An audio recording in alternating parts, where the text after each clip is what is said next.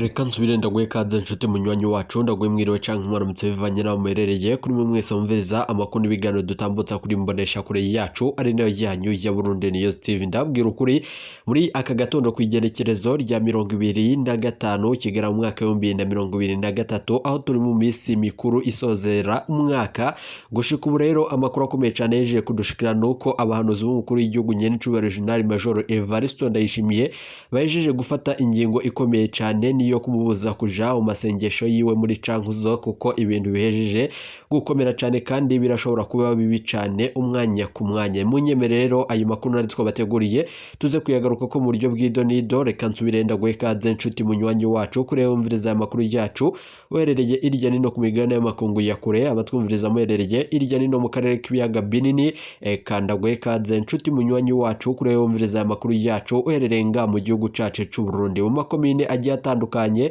mu bisata bitandukanye vy'igihugu. Turaha ikaze muri aya makuru akomeye cyane adushikiye muri aka gatondo rero kuri igenekerezo. Reka nsubire ndagukengurukije cyane nshuti munywanyi kuri waje gupyonda ijambo sabone kuba tarabikora akaniko karyonda gusoma musi video urabanditse ijambo sabone pyonde ko uracabona rakazujya no nyene pyonde ko hama tuje turabana amakuru n'ibigando dutambutsa kuri Burundi News TV. Ndabibutse yuko aya ari amakuru avugwa mu bisata bitandukanye gisata ca politique umutekano n'agateka zina muntu mukatorezwa no mugwamenyesha amakuru muhinga akorera nga mu gihugu cacu Burundi n'abandi bakorera irya nino mu karere k'ibiyaga binini. Gushika ubu rero ingingo nkuru turazifatira ku makuru akomeye cyane yeje kudushikira nga mu gihugu c'u Burundi mu gihe umugwi twaje ibigwanisho dufata nkaho ari umugwi ugwanya leta y'igihugu cacu c'u Burundi uraje gutera ubwoba n'igishika na cyane kuri nyene Cubahiro General Major Evariste Ndayishimiye n'igisirikare c'u Burundi bivanye no gufashanya hagati yawo n'umugwi mushasha wa Larube nanone urongowe na Colonel Gilles akomeye cyane yahora ari mu ntwazangabo nga mu gihugu cacu Burundi. Munyemere tuze kubigaruka ko makuru akomeye cyane ajeje kudushikira bikaba nyuma zuko abahanuzi b'umukuru w'igihugu nyene Cubahiro General Major Evariste Ndayishimiye kuri rigenekerezo rero abahanuzi be bakaba bajeje kumushikiriza ubutumwa bukomeye cyane buvuga yuko gushika ubu ngubu arashobora nanone gufuta ingingo ikomeye cyane yo kuja mu gikorane cyo muri Cankuzo nkuko amasoko yacu avyemeza. Ariko umukuru w'igihugu nyene Cubahiro General Major Evariste Ndayishimiye murazi ko ari ndakorwa ko na cyane ko yizerera mu Mana umuremyi nkuko wewe nyene yahora abishikiriza. Ndabibutse yuko rero umukuru w'igihugu nyene Cubahiro General Major Evariste Ndayishimiye hoba hari umugambi mubi cyane nyuma yuko uwujeje amaraso nawe nyene aherurwa ayani nkuko nawe nyene yoba yarabandanije kwibonekeza mu bikorwa bitandukanye na cyane bitavurwa. Amakuru rero akomeye cyane baze kunyemerera tuyabashitse ko mu buryo bw'idonido bikaba nyuma zuko gushika ubu ngubu rero wewe nyene yaciye afata ingingo ikomeye cyane yo kongereza abasirikare. Gushika ubu ngubu rero kuri radio n'imbonesha kure vy'igihugu hakaba ari ko haravugwa yuko bagiye kuba akantu gakomeye cyane ubwoba n'igishikani vyose na cyane rero abo mu biro vy'umukuru w'igihugu barajeje kurungika ubutumwa bugufi na cyane ku telefone ngendanwa ku bategetsi bakomakomeye na bamwe rero bakorera ibigo vya leta vyo bananone uko amasoko yacu vyo rero bigiye gukomera cyane umwanya ku mwanya abasirikare bahora nanone bacungerera ku radio n'imbonesha kure vy'igihugu bamwe bongerejwe bavanywe mw'ikampi yahora icungerera umukuru w'igihugu nyene Cubahiro General Major Evariste Ndayishimiye. Ayo makuru rero nari twabateguriye bikaba nyuma zuko gushika ubu ngubu rero hariko haribonekeza icuka kibi cyane nyuma yuko umukuru w'igihugu nyene Cubahiro General Major Evariste Ndayishimiye yamaranya none afatanya na General Prime Niyonga mu bikorwa bitandukanye na cyane vyo kwibonekezamwo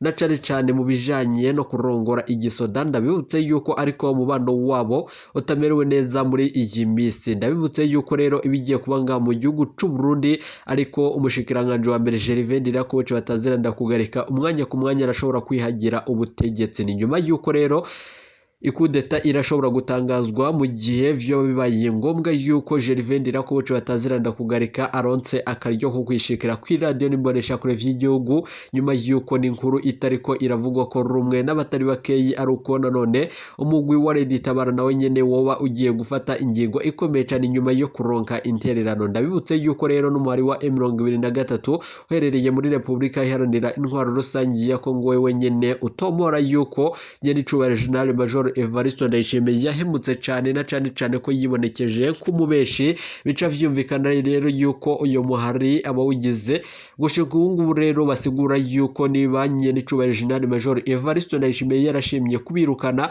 ku gataka kabo ka Kongo gushika ubu ngubu rero bo bagiye kuronka ikibanza nga mu gihugu c'u Burundi. Ivyo rero vyateye ubwoba bwishi cyane abo mu biro vy'umukuru w'igihugu na cyane abahanuzi b'umukuru w'igihugu nyenicubahiro General Major Evariste Ndayishimiye bagiheza kuronka ayo makuru. Munyemere rero tuze kubigaruka ko makuru akomeye cyane twabateguriye bikaba mu nyuma z'uko rero gushika ubu ngubu abamenyesha makuru bakorera kuri radio n'imbonesha kure vy'igihugu bahejeje guhabwa itegeko, ariko gushika ubu rero tukaba tutararonka ubutumwa bugufi nanone ku telefone ngendanwa kubujanye n'umutekano w'umukuru w'igihugu nyenicubahiro General Major Evariste Ndayishimiye. Ese rero nkuko umukuru w'igihugu nyenicubahiro General Major Evariste Ndayishimiye yoba yasabwe n'abatari bake mu bahanuzi biwe kuba yoreka urugendo rwo muri cankuzo kubijanye n'amasengesho, ni nyuma yuko rero ayo mashengesho yiwe azotangura none ku igerekerezo rya 26 Kigara mwaka wa 2023, aho nanone ayo masengesho azaba nanone ari kubera muri cankuzo. Ni nyuma yuko rero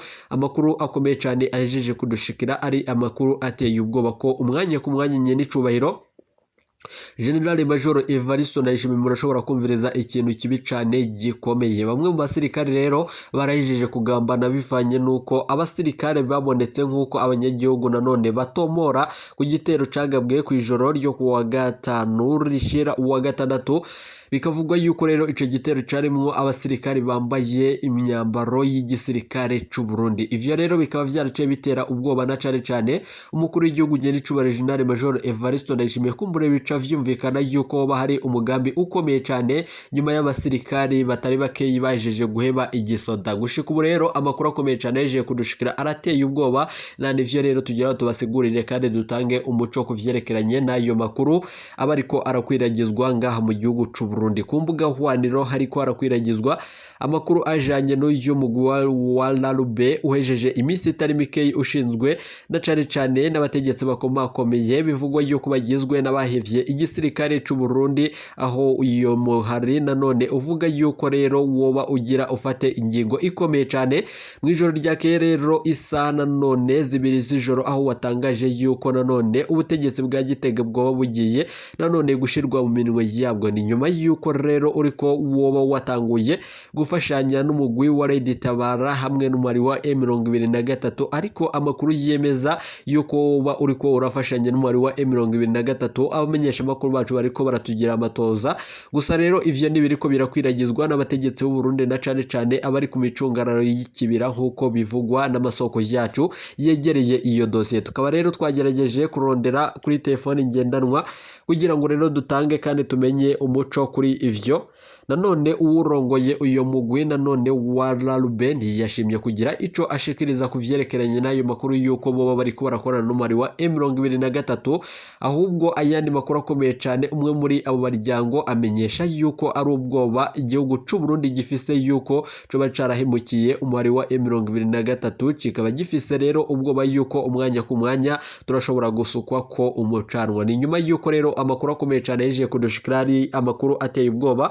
Munyemere rero tuze kubigaruka ko mu makuru akomeye cyane. Gusa nanone turihanganishije imiryango yabuze ababo mu bitero bikomeye cyane vyagabwe n'uyu mugwi wa Red Tabara ku gikorwa kigayitse na cyane nubwo uhakana yuko utishe abasivile nyuma yuko wenyene wemeze yuko wishe abasirikare b'u Burundi n'umupolisi, ariko nanone amasoko yacu yibanga mu ntwazangabo mu gisirikare no mu iperereza akemeza yuko abantu bahejeje gupfa bagoye muri ico gitero ari abantu bashika 27 mu gihe leta y'u Burundi yonyene yashimye gutangaza abantu bashika 22. Amakuru rero akomeye cyane yaje kudushikira, ni munyemerere tuze kuyagaruka ko mu buryo bw'idonido bikaba mu nyuma z'uko rero hari n'ayandi makuru akomeye cyane nyuma yuko rero nga mu gihugu c'u Burundi ubuzima buzimvye cyane bivanye n'ibiciro n'iduzwa ry'igiciro. Igiciro cy'igitoro amakara gushika ubu rero ibitoro vyo mu bwoko bwa mazutu na essence gushika ubu rero birahejeje kuba bitariko biraboneka ku masitasiyo atandukanye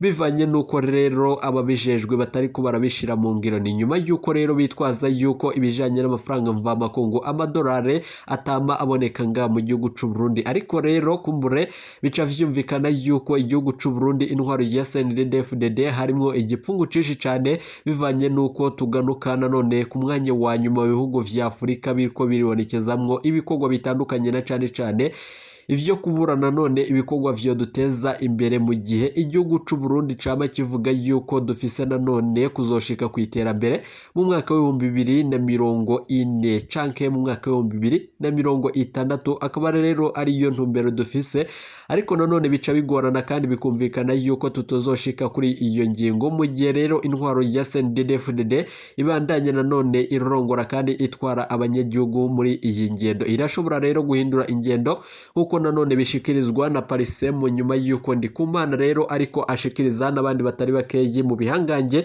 nga mu gihugu c'u Burundi. Ndabibutse yuko rero nibiriko birakorwa n'imbonera kure gushika ubu ngubu rero birateye uruhagarara mu banyagihugu na cane kubashikiriza yuko imbonera kure zirabangamye cane n'intambamye mu banyagihugu, aho umwanya ku mwanya mu makomine agiye atandukanye hariko haratogwa ibiziga. Ibi vyose rero bica vyumvikana yuko umukuru w'igihugu Nyenicubahiro General Major Evariste Ndayishimiye yoba yishimiye yuko izi nkorabara zibandanya ibi bikorwa vyabo. Rero kuri ubu ngubu rero tukaba nanone twihanganishije imiryango nanone yabuze ababo nyuma yuko hari ibitero bikomeye cyane biriko birakorwa n'imbonera kure. Ni nyuma yuko rero imbonera kure urwaruka rw'umugambi uri ku butegetsi wa CNDD-FDD gushika ubu ngubu rero no mu ijoro bariko nanone baraboneka mu mabi akomeye cyane yo gusahura amabutiki y'abanyagihugu. Ivyo rero tukaba tubishikirizwa n'abanyagihugu na cane abaherereye mu Kirundo nk'uko amasoko yacu avyemeza. Abamenyesha amakuru bacu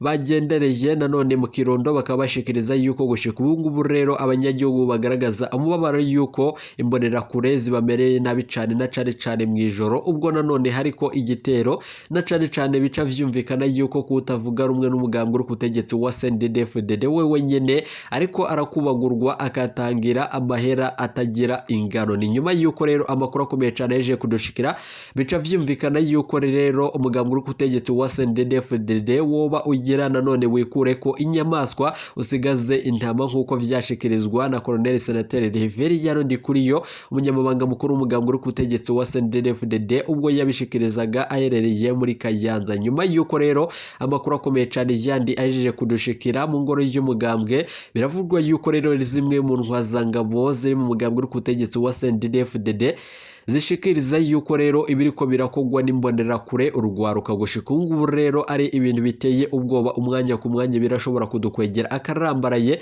Ndabibutse yuko rero n'amashiramwe aharanira agateka kazina muntu nga mu gihugu c'u Burundi n'ayandi yigenga akorera irya nino yemeza yuko izi zose zoba ari inkorabara. Ni nyuma yuko rero umukuru w'igihugu wenyene yemeza kandi agashimangira yuko ari abafasha nanone abapolisi n'abandi batandukanye nk'igisirikare kuba nanone bokezura mu ijoro n'ibijanye no gucungerera imbibe nk'uko umukuru w'igihugu Nyenicubahiro General Major Evariste Ndayishimiye yaheruka kubishikiriza. Turasavye rero Nyeniteka Colonel Senateri Reveriyano Ndikuriyo murashobora gufata ingingo ikomeye cyane mu nyuma z'uko abanyagihugu bariko baragaragaza umubabaro. Vyo babibabaje cyane kandi biteye agashavu nyuma yuko abanyagihugu mujejwe ari wenyene bariko baratakamba basaba yuko mwofasha kandi mubafasha nanone mu gukingira amagara yabo mu gihe imbonera kure zimeze nabi. Abatavuga rumwe n'ubutegetsi bwa CNDD-FDD bo nyene gushika ubu rero nk'akarorero n'umwe rero mu baryango bakomeye cyane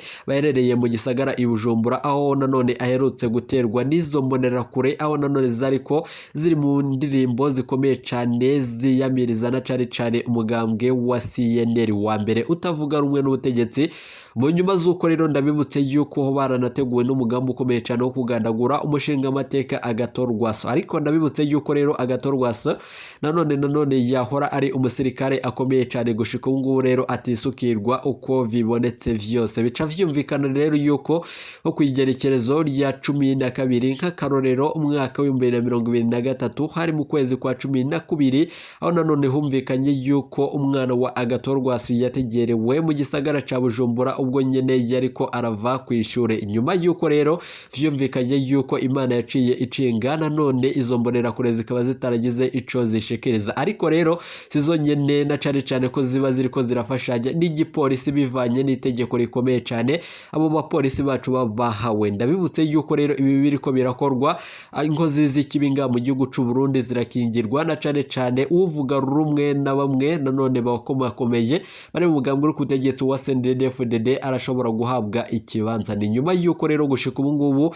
uvuga ukuri nka Jerome Niyonkuru yapfunzwe ku bw'akarenganyo ubwo nanone yaranezerewe no kugabisha kandi no gutanga nanone nk'akarorero. Ni nyuma yuko rero Jerome Niyonkuru yazize akarenganyo ubwo rero yazize gukunda igihugu ciwe c'u Burundi ubwo yariko yanka ibijanye n'ibikorwa mu gukoresha igiturire nk'uko umukuru w'igihugu nyaricubahiro General Major Evariste Ndayishimiye wenyene nawe nyene yahora abishikiriza. Ariko rero bica vyumvikana yuko umukuru w'igihugu nyaricubahiro General Major Evariste Ndayishimiye aratera abanyagihugu agashavu ariko agaca arenga kuri iyo ngingo bivanye nyuko avuga ariko gushira mu ngiro wapi. Ibi rero birakomeye cyane muze kunyimira tuzobigaruke ko mu yandi makuru akomeye cyane ajije kudushikira mu gahunda kubwire ibiriko birabanga mu gihugu cyacu Burundi n'akamaramaza. Ndababwira ukuri rero ibijanye n'ubuzima buzivye ngaha mu gihugu c'u Burundi birateye ubwoba nani vyo rero biriko biratuma bamwe baheba na cane ngaha mu gihugu c'u Burundi.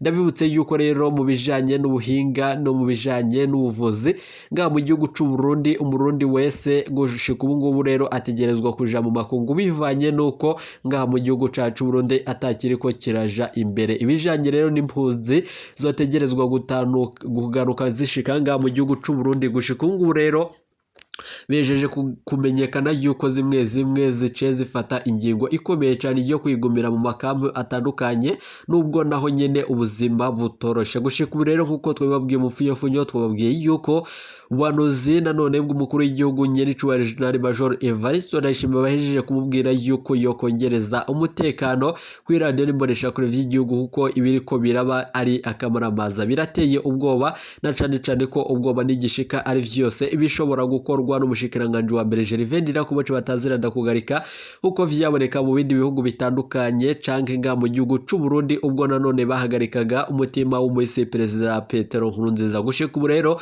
ibintu bikaba bikomeye cyane aho abasirikari bongerejwe kuri radio n'imboneshakure vy'igihugu nkuko amasoko yacu mu gisirikare avyemeza. Ndabibutse yuko rero gushika ubu ngubu rero n'umugwi wa Red Tabara uhejeje gufata ingingo ikomeye cyane aho bamwe mu basirikare bawugize ku munsi w'ejo ari nyene binjiye mu gisagara ca Gitega nkuko amasoko yacu avyemeza. Ariko rero bikavugwa yuko ari abasirikari bakeyi gushika ubu rero bakaba bariko bararonderwa kugira ngo batabwe mu mvuto nkuko amasoko yacu mu gisirikare no mwigendereza avyemeza. Munyemerere rero ayo makuru nandi twabateguriye tuze kuyagaruka ko mu bindi biganiro dutambutsa kuri Burundi News TV. Iteka umunezero nibyo tubipfuriza, nizere ko umerewe neza.